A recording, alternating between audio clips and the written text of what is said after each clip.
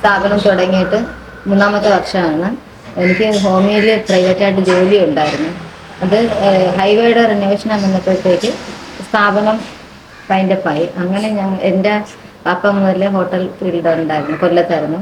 ആ രീതിയിൽ ഞങ്ങൾക്ക് അറിയാവുന്നവരാണല്ലോ, ഞാൻ എൻ്റെ 3 മക്കളും ചേർന്ന് തുടങ്ങിയതാണ്. ഇതുവരെ കുഴപ്പമില്ലാതെ മുന്നോട്ട് പോകുന്നുണ്ട്.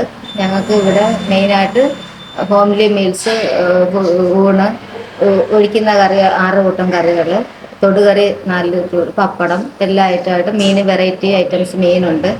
മീനെല്ലാം അന്നേരം ഞങ്ങൾ മസാല പുരട്ടി വെച്ചേക്കും. ഓർഡർ അനുസരിച്ച് ചൂടോടെ അന്നേരം തന്നെ വറുത്ത് കൊടുക്കും. കക്ക, കൊഞ്ച്, കണവ ഇതെല്ലാം റോസ്റ്റ് ചെയ്ത് വെച്ചേക്കും. അതും പ്രീ ഹീറ്റാണ്. ആവശ്യാനുസരണം അത് ചെയ്ത് കൊടുക്കുകയാണ്.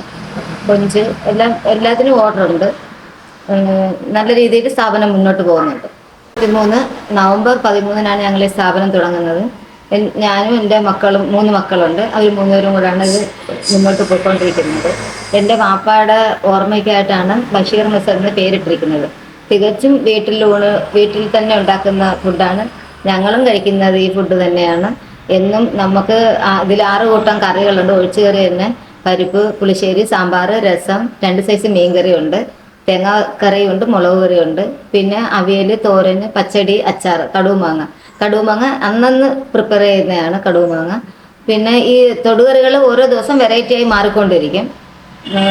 മീൻ ഐറ്റംസ് കാളാഞ്ചി, കേര, കക്ക, കണവ, കൊഞ്ച്, ചൂട, അയില, മത്തി, കേര, നമുക്ക് ലഭ്യത അനുസരിച്ചുള്ള മീനുകൾ എന്നും കാണും.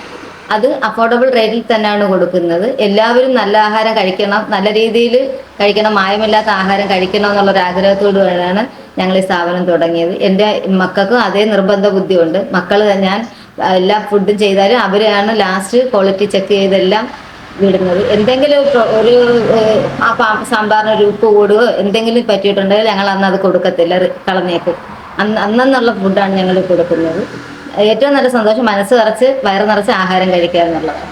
ഞങ്ങൾ ഊണ് മാത്രമായിട്ട് ഒതുങ്ങിക്കൂടാനായിരുന്നു പരിപാടി. പക്ഷെ ഞങ്ങളുടെ കടയുടെ ഓണർ, ഞങ്ങളിത് റെന്റിനാണ് സഹിക്കുക. ഞങ്ങൾ സഹോദരനേക്കാളും ഉപരിയായിട്ട് ഞങ്ങളെ നിർബന്ധിച്ച് വൈകുന്നേരത്തെ ഫുഡ് ഉണ്ടാക്കണം. പുള്ളി ഫ്രണ്ടിലോട്ടെല്ലാം എക്സ്റ്റെൻഡ് ചെയ്ത് തന്നു, വൃത്തിയാക്കി എല്ലാം ഞങ്ങൾ തുടങ്ങണം, രക്ഷപ്പെടണം എന്നുള്ള രീതിയിൽ വൈകിട്ടത് ഭയങ്കര നിർബന്ധമായിരുന്നു.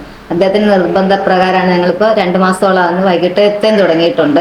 ഡിന്നറിന് ഞങ്ങൾക്ക് ലൈവായിട്ട് parotta, dosa, puttu, chicken curry, beef curry, beef fry, chicken roast, beef roast, beef fry, കേരക്കറി, മീൻ അന്നേരവും മീനുണ്ടെങ്കിൽ കൊഞ്ച് റോസ്റ്റ് എല്ലാം കാണും വൈകിട്ടത്തേതും. പിന്നീട് ഇപ്പം ചൂട് സമയമായതുകൊണ്ട് ഊണിൻ്റെ കൂടെ നറുനണ്ടി, നാരങ്ങ വെള്ളം എല്ലാം ഉണ്ട്. പിന്നെ മക്കളുടെ ആഗ്രഹം അതൊരു ഔട്ട്ലെറ്റ് പോലെ, ജ്യൂസ് കോർണർ പോലെ തുടങ്ങണം. പിന്നെ ഭാവിയിൽ ഇതൊരു നല്ല രീതിയിൽ ആരെയും ദ്രോഹിക്കാതെ, ആരെയും മനസ്സ് വിഷമിക്കാത്ത രീതിയിൽ നല്ല രീതിയിൽ ഈ പ്രസ്ഥാനം മുന്നോട്ട് കൊണ്ടുപോകണമെന്ന് ആഗ്രഹം. അത് സർവേശ്വരൻ അനുഗ്രഹിക്കട്ടെ. പിന്നീട് ഞങ്ങൾക്കിപ്പം 6 മാസത്തോളമായി ആയിട്ടുണ്ട്. സൊമാറ്റോയിൽ, സ്വിഗ്ഗിയിലും ഓർഡറുണ്ട്, ഊണിൻ്റെ ഓർഡറുണ്ട്, വൈകിട്ടത്തെ ഉണ്ട്. അത്യാവശ്യം നല്ല രീതിയിൽ മുന്നോട്ട് പോകുന്നുണ്ട്.